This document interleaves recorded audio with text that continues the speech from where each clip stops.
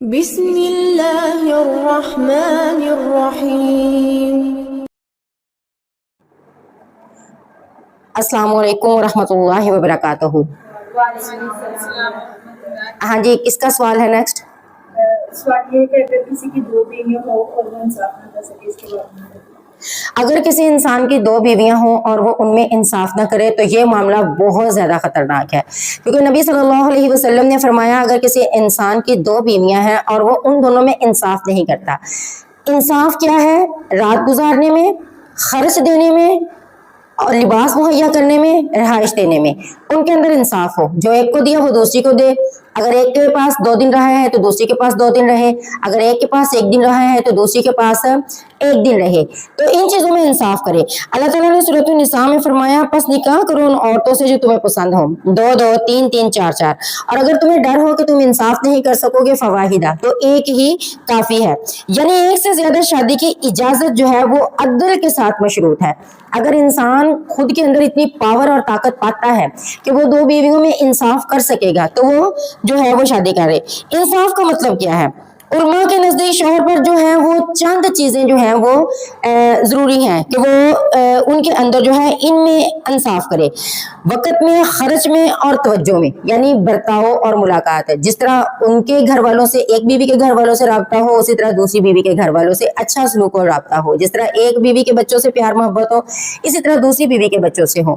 تو اس کے اندر ہے اللہ تعالیٰ نے سورۃ النساء کی آیت نمبر 129 میں فرمایا اور تم عورتوں کے درمیان محبت میں برابر نہیں ہو سکتے اگرچہ تم پوری کوشش کرو۔ جو دل کا معاملہ ہے یہ اللہ کے پاس ہے۔ یہ فطری طور پر ہر انسان کے دل میں ہوتا ہے کہ اسے ایک انسان سے زیادہ اور دوسرے سے تھوڑی کم محبت ہو سکتی ہے۔ اسی طرح نبی صلی اللہ علیہ وسلم ان کا جھکاؤ جو تھا وہ حضرت عائشہ صدیقہ کی طرف زیادہ تھا، لیکن اس جھکاؤ اور طبعی میلان کے باوجود جو ان سے تھا، آپ صلی اللہ علیہ وسلم نے کبھی انصاف کا دامن نہیں چھوڑا۔ آپ صلی اللہ علیہ وسلم نے ہمیشہ انصاف کو ترجیح دی اور کبھی بھی آپ نے باری مقرر کرنے میں بے انصافی نہیں کی۔ جتنا آپ صلی اللہ علیہ وسلم کا حضرت عائشہ صدیقہ کی طرف جھکاؤ تھا، آپ صلی اللہ علیہ وسلم کو اللہ تعالیٰ کی طرف سے اجازت بھی تھی کہ آپ جس کو چاہے اپنے پاس جگہ دیں اور جس کو چاہے اپنے پاس جگہ نہ دیں، لیکن پھر بھی آپ صلی اللہ علیہ وسلم نے باریاں مقرر کر رکھی تھی، حتیٰ کہ سفر پر جب جاتے تب بھی آپ نے ان کے درمیان، بیویوں کے درمیان قرعہ ڈالا ہوتا۔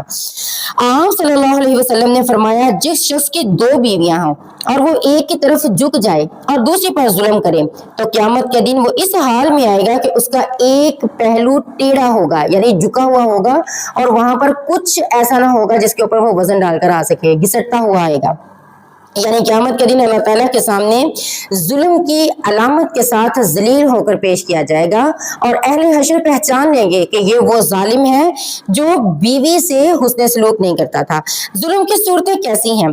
ایک بیوی کو زیادہ وقت دینا، دوسری کو محروم رکھنا، ایک بیوی سے باتیں اور گفتگو کرتے رہنا اور دوسری کو ترجیح نہ دینا، خرچ میں فرق کرنا، ایک کو خوش کرنا دوسری کو نظر انداز کرنا، اور بچوں کے حقوق میں نا انصافی کرنا، یہ سارے ظلم کی صورتیں ہیں۔